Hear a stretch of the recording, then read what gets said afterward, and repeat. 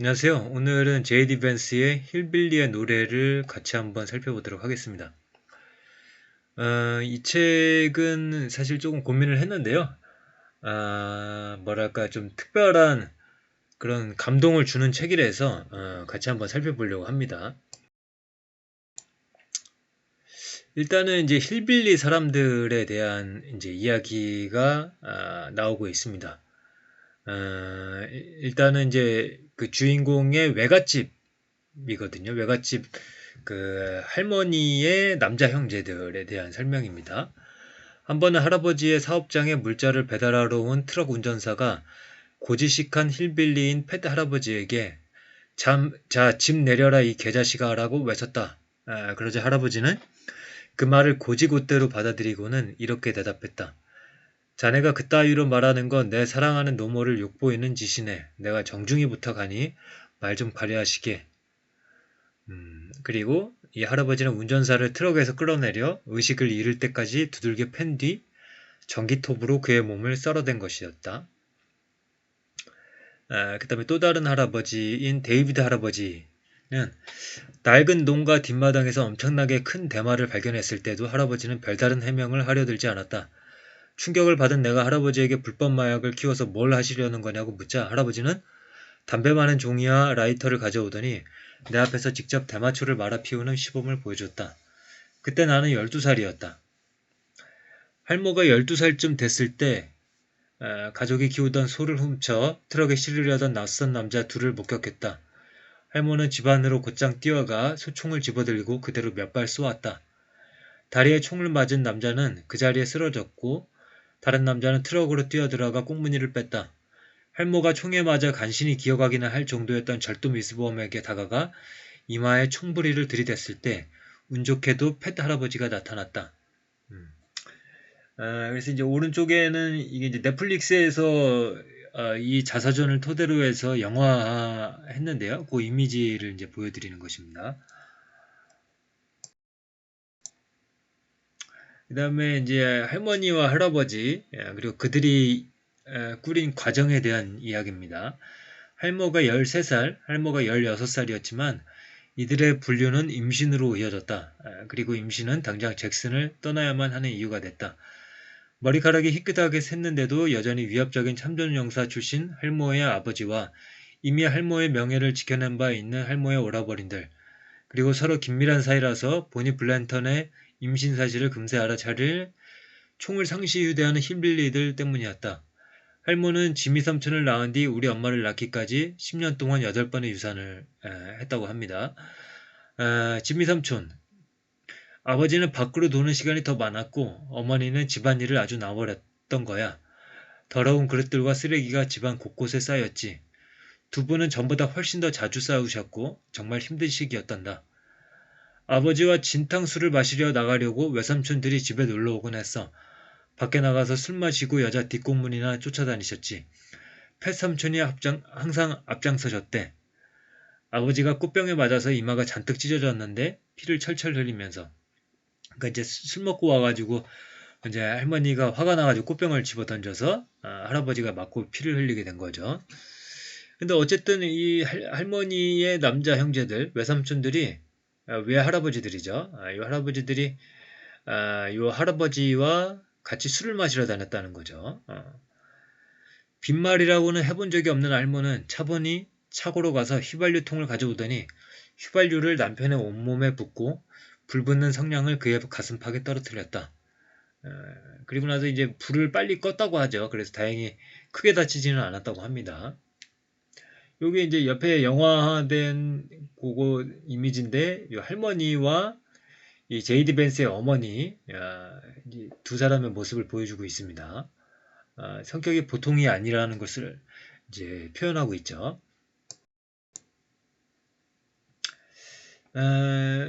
이모가 고등학교 1학년 때 이모의 남자친구가 펜시 클리든을 훔쳤고 둘은 약물을 흡입하려고 할머니의 집으로 돌아왔다. 걔가 자기 몸집이 더 크니까 더 많이 해야 한다고 그랬는데 그 다음은 기억이 안 나요. 할머와 할머의 친구였던 캐시 아주머니가 정신을 잃은 이모를 찬물이 가득 담긴 욕조에 집어넣자 이모는 곧 정신을 차리고 그렇게 설명했다. 할머는 사람을 불러 이모의 남자친구를 병원으로 옮겼고 그는 중환자실에서 닷새 동안 입원해 있다가 퇴원했다. 다행히 지미 삼촌과 로리 이모는 이후의 삶을 잘 헤쳐나갔다. 삼촌은 야간 학교를 졸업하고 존슨앤존슨 영업부에 취직했다. 삼촌은 우리 가족들 중에 처음으로 커리어맨이 됐다. 이모는 30살이 되면서 방사선과에 취직했고 아주 상냥한 남편을 만나 재혼에 성공했다. 배부는 번듯하게 살지 못했다. 엄마도 다른 형제들처럼 일찍 집을 떠났다. 고등학교를 다닐 때만 해도 전도 유망한 학생이었으나 18살에 임신을 하는 바람에 대학 진학을 미뤄야 했다. 그래서 이 주인공의 이 주변 환경을 이제 이렇게 묘사해주는 그런 몇 가지 사건들, 그리고 그 주변 인물들에 대한 묘사입니다.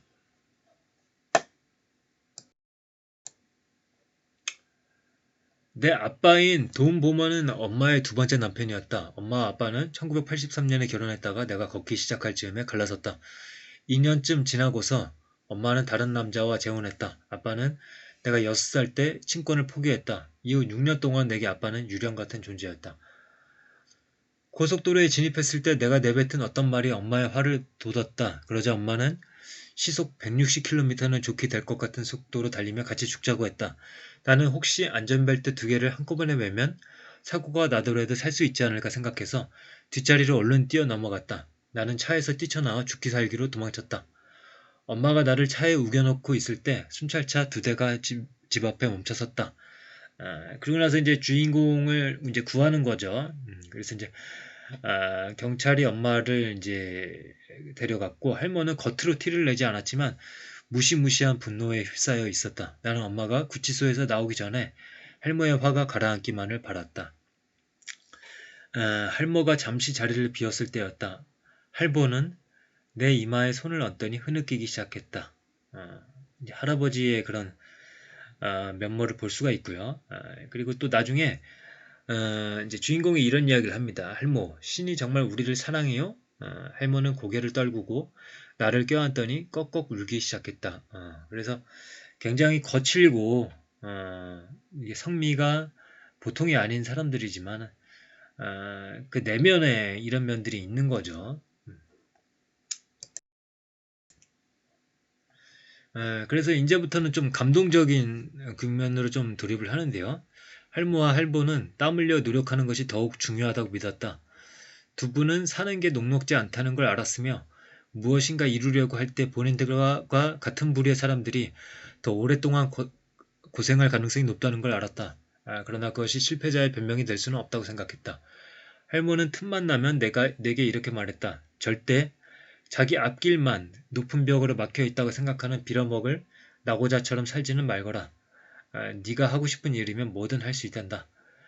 할모와 할보는 결국엔 마음을 다잡았다. 할보는 1984년에 술을 끊었다. 건강 문제로 금주를 한 것도 아니었고 술을 끊겠다고 미리 허세를 부리지도 않았다. 벼랑간 술을 끊더니 그 문제에 관해서는 이런 방구 말이 없었다. 사이가 틀어진 할보와 할모는 별거를 했다. 이후에 화해한 뒤에도 두 분은 각자의 집에서 살았으나 깨어있는 시간의 대부분을 함께 보냈다. 그러면서 그동안 본인들이 꼬아놓은 실타래를 풀어보려 애썼다. 이를테면 폭력적인 결혼 생활에서 벗어날 수 있도록 로리 이모를 도왔다. 엄마에게는 돈을 빌려주고 육아를 도왔다. 거처 또한 마련해줬고 중독 치료를 받게 했으며 간호대 학비를 대줬다. 무엇보다 할모와 할보는 엄마가 부모의 역할을 제대로 하지 못하는 상황이 되면 엄마 대신 그 자리를 채워줬다. 두 분이 과거에 엄마에게 적절하게 해주지 못했던 부모 노릇을 손주들에게 해준 것이었다. 두 분은 어린 배부를 제대로 키우는데 실패했지만 그 시절의 과오를 만회하는 데 여생을 쏟아부었다. 할모는 자식들을 자기보다 더 나은 환경에서 키우기 위해 온 힘을 기울였다. 결코 부자는 아니었으나 자식들만은 버젓하게 교육을 받고 사무직에 취직하여 말쑥한 중산층, 그러니까 어느 뭐로 보아 할보 같지 않은 사람을 만나 결혼하길 바랬다. 그러니까 이 책을 이제 여러 가지 각도에서 읽을 수가 있는데요. 어떤 사회 구조적인 측면에서 읽을 수도 있고, 그런 부분이 한 이 책의 50%가 된다고 생각을 하거든요. 근데 나머지 50%는 이런 어려운 환경에도 불구하고 손자 손녀들을 제대로 키우려고 노력을 했던 할모와 할보, 그들의 감동적인 어떤 그런 면에 맞춰서 읽을 수도 있을 것 같아요. 저는 그런 면에 좀 포커스를 맞춰서 읽었습니다. 저번에 싸웠을 때는 나더러 잘 했다고 하셨잖아요. 할모의 대답은 이랬다. 그랬다면 할모가 그때 틀린 소리를 했구나. 정 어쩔 수 없는 경우가 아니면 싸우지 말거라. 돌이켜보면 참 감동적인 상황이었다. 할모는 결코 실수를 인정하지 않는 사람이었기 때문이다. 할모와 할보는 내 가장 소중한 친구들이었다. 두 분은 내 숙제를 도와주기도 했고, 내가 바르게 행동하거나 어려운 과제를 끝마칠 때면 간식을 주며 나를 우쭐거리게 만들기도 했다. 날 지켜주는 수호자인 동시에 내가 아는 가장 무서운 사람들이었다. 두 분은 어딜 가든 외투 주머니나 자동차 좌석 안에 장전된 총을 준비하고 다니는 전형적인 힐빌리들로 한마디로 내면의 괴물을 숨겨놓고 사는 사람들이었다. 그리고 이제 학교에서 이제 무슨 폭발물 관련 신고가 있었다고 합니다. 그때 이제 어떤 선생님이 태연이 들어가서 그냥 가방을 치우고 이제 다시 공부를 시작하자고 그렇게 했던 일화가 있습니다. 그놈은 내가 가르친 적이 있어서 아는데 제대로 된 폭탄을 만들 만큼 똑똑한 애가 아닙니다. 학생들은 문제를 마저 풀어야 하니 이제 들여보냅시다. 우리 할모는 이 이야기를 듣고 아주 좋아하면서 얼굴도 모르는 셀비 선생님을 존경하기 시작했다. 내게 선생님 말씀을 잘 들으라는 훈계도 빠뜨리지 않았다. 셀비 선생님은 수학반 학생들에게 가능하면 그래핀 계산기를 구입하라고 권했다. 당시 최고의 그래핀 계산기는 텍사스 인스트루먼트에서 출시한 신제품 TI-89였고 우리 집은 휴대전화는커녕 비싼 옷 한 벌도 살 수 없는 형편이었지만 할모는 결국 내 손에 그 계산기를 쥐어줬다. 그때 나는 할모가 교육을 얼마나 중요하게 생각하는지를 깨달았다. 그리고 완전히 다른 사람이 되어 학교 생활을 하기 시작했다. 그 시절 누구에게도 방해받지 않고 할모와 함께 지낸 3년의 세월이 나를 절망에서 구해냈다. 사실 이 주인공이 이제 엄마의 남편이 계속 바뀌기 때문에 이제 뭐랄까요, 그 새로운 환경에 계속 적응을 해야 됐었거든요. 근데 이제 마침내 이제 할머니의 집에 들어가서 할머니와 계속 같이 지내게 됩니다. 그래서 그때는 할모와 함께한 시간이 내 인생을 어떻게 바꿔놓을지 전혀 몰랐다. 할머 집으로 들어오자마자 성격이 오르기 시작했다는 사실도 눈치채지 못했으니 우리가 서로 일생의 벗이 되어가고 있다는 것 또한 알았을 리 없다. 할모와 함께 사는 집에 안겨준 평화로움 덕분에 나는 스스로 안전하다고 느끼는 공간에서 숙제를 할 수 있었다. 싸움이나 불안정함이 사라진 덕분에 학교 공부와 아르바이트에 집중할 수 있었다. 온전하게 같은 집에서 같은 사람과 지낸 덕분에 학교 친구들과 오랜 우정을 쌓을 수 있었다.